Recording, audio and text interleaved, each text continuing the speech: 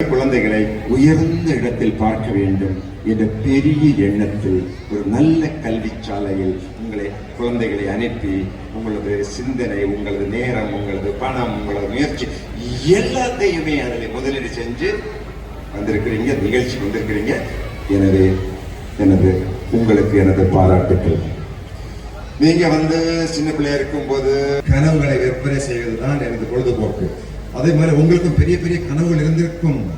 ஆனால் அந்த கனவுகள் எல்லாம் இந்த தேக்கு மர இலைகளை போல கருகி போயிருக்கும். நான் வாழவில்லை, எனது குழந்தைகள் வாழ வேண்டும். நான் ஒரு உயர்ந்த சிறப்பு படிப்பு நிறைந்த குடும்பம், என்னிடமிருந்து ஒரு செல்வந்த குடும்பம் வர வேண்டும் என்கிற பெரிய கனவோடு வந்திருக்கிறீங்க. உங்களுக்கு பாராட்டுக்கள். நமது பிள்ளைகள் உயர்ந்த நிலைமைக்கு வரணும். மெடிக்கல் இந்த தமிழ்நாட்டில், இந்தியாவில் மட்டும் ஒரு ஆண்டுக்கு 1 லட்சம் MBBS சீட் இருக்கு. இந்தியன் இன்ஸ்டிடியூட் ஆஃப் டெக்னாலஜி, அங்க படித்த மாணவன், போன வருஷம் சென்னையில் படித்த மாணவனுக்கு ஒரு ஆண்டு சம்பளம் 4 கோடி ரூபாய். படிச்சு வெளியே IIT இந்தியாவில் கிட்டத்தட்ட 23 IIT இருக்கு, 17,000 இடம் இருக்கு. இந்தியாவில் சுமார் 25 NIT இருக்கு, 24,000 இடம் இருக்கு. இப்படி நிறைய வாய்ப்புகள் நம்ம பிள்ளைகளுக்கு இந்தியன் இன்ஸ்டிடியூட் ஆஃப் மேனேஜ்மெண்ட் இருக்கு, நிறைய வாய்ப்புகள் இருக்கு. இந்த சூழ்நிலையில் நாம் என்ன தவறு செய்தோம்? அந்த தவறு நமது குழந்தைகள் செய்யக்கூடாது. என்ன தப்பு பண்ணோம்? பேசிட்டே இருந்தோம், காது கொடுத்து கேட்கல. சொல்லிட்டே இருந்தோம், நம்ம எழுதி பார்க்கல. நம்ம நிறைய சாப்பிட்டோம், உடற்பயிற்சி பண்ணல. நம்ம பழைய கதைகள் எல்லாம் பேசணும், புதிய நவீன அறிவியல் கதைகளை நம்ம பேசல. பயந்து வாழ்ந்தோம், துணிஞ்சு வாழல. இப்படி நம்ம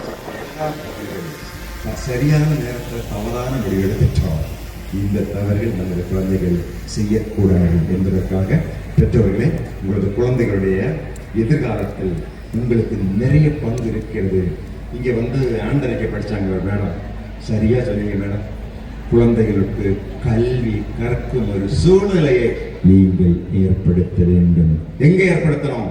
உங்க வீட்டில் ஏற்படுத்தணும். அதுதான் ஸ்கூல் இருக்கே சார்.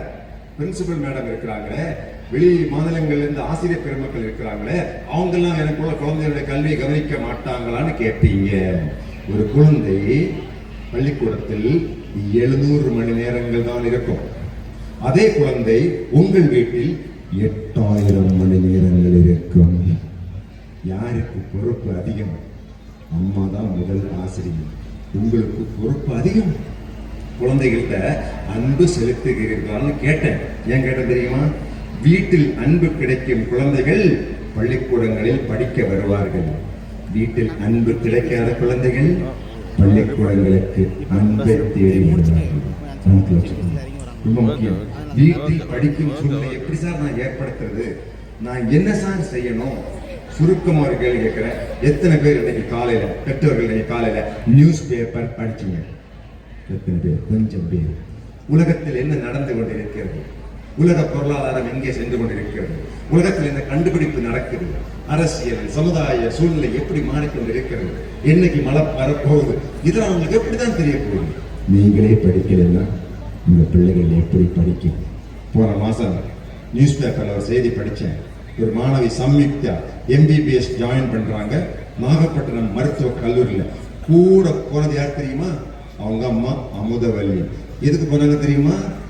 காலேஜில் சேர்த்து விடுறதுக்கு இல்ல, அவங்களும் மெடிக்கல் காலேஜில் சேர்றாங்க. போய் எப்படிங்க? அம்மாவும் மகளும் ஒரே நேரத்தில் நாகப்பட்டினம் மெடிக்கல் காலேஜில் போய் சேர்றாங்க. உள்ள படிக்கும் போது அம்மாவும் படிக்குது. சின்ன வயதில் கருகி போற இலைகள், அவங்களுடைய கனவெல்லாம் கருகி போச்சு.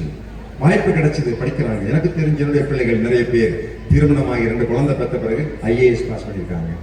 என்னுடைய ஃபேஸ்புக்கை பாருங்க, நான் போஸ்டிங் போட்டிருக்கேன்.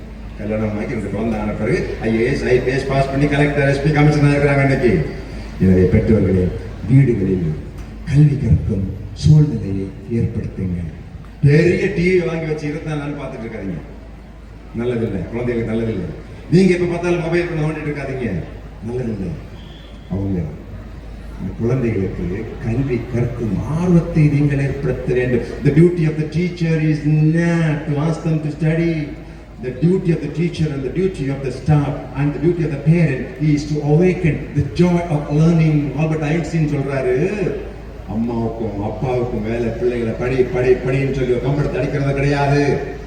கல்வி கற்கும் ஆசையை, அடிப்படை ஆசை ஆள் மனதில் ஏற்படுத்த வேண்டும். கியூரியாசிட்டி, ஆர்வம், அதை ஏற்படுத்தினா அவங்களே படிச்சுக்குவாங்க. அதற்கான புத்தகங்களை வாங்கி வீட்டில் வைக்கணுங்க. வீடே ஒரு பல்கலைக்கழகமாக மாற வேண்டும். அந்த ஆசிரியர் சொன்னார், நான் பிறந்து வளர்ந்த வீடு இன்னைக்கு ஒரு நூலகமாக மாற்றி இருக்கிறேன். 6000 புத்தகங்கள். தமிழ்நாடு முதலமைச்சர் எனக்கு 1000 புத்தகம் வச்சிருக்கிறாரு. படிங்க, வாசிங்க. பிள்ளைகள் படிக்கும்போது நம்மளும் சேர்ந்து படிக்கணும். நாங்கள் படிக்கும்போது எங்கள் அம்மா சேர்ந்து படித்தாங்க. எங்கள் அக்காளுக்கு பதிலாக எங்கள் அம்மாவை அழைச்சி விட்டுருந்தாங்கன்னா எங்கள் அம்மா ஃபர்ஸ்ட் கிளாஸ் வாங்கியிருப்பாங்க எக்கனாமிக்ஸ். எங்கள் அம்மாவுக்கு இன்னைக்கு 95 வயசு. இது முடிச்சு எல்லாம் வீட்டுக்கு இன்னைக்கு போகிறப்ப அவங்க அம்மா பார்க்க போகிறேன். மறக்க முடியுமா? குழந்தைகள், உங்கள் மேலோட அன்பு என்பது இயற்கையாக வராது. நீங்கள் அவர்களுக்கு என்ன செஞ்சீங்க, அதன் அடிப்படையில் தான் அந்த அன்பு உண்மையான அன்பு வரும். We can't command respect. Through the actions we get respect from the children. நீங்க சமீபத்தில் ஒரு செய்தி பார்த்துருப்பீங்க. ஒரு சின்ன பையன் 18 வயசு, உன் பேரு குகேஷ். அகில உலக அளவில் இப்ப சைலேந்திர பாபுன்னா அவங்களுக்கு ஒரு சிலருக்கு தெரிஞ்சிருக்கும், தமிழ்நாட்டில் ஒரு சிலருக்கு தெரியும். குகேஷ் அப்படின்னா உலகத்தில் உள்ள எல்லாருக்குமே அவர் தெரியும்.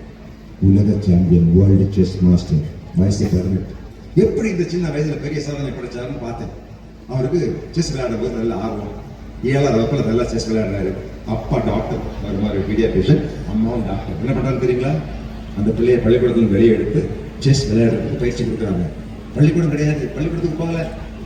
14 வயசு 15 வயசு டெல்லி போகணும், பாம்பே போகணும், சிங்கப்பூர் போகணும், துபாய் போகணும். வசதி இல்லை, ஸ்பான்சர் இல்லை. எப்படியோ கஷ்டப்பட்டு படிக்க வைக்கிறாங்க. ஆசிய சாம்பியன், வேர்ல்டு சாம்பியன்.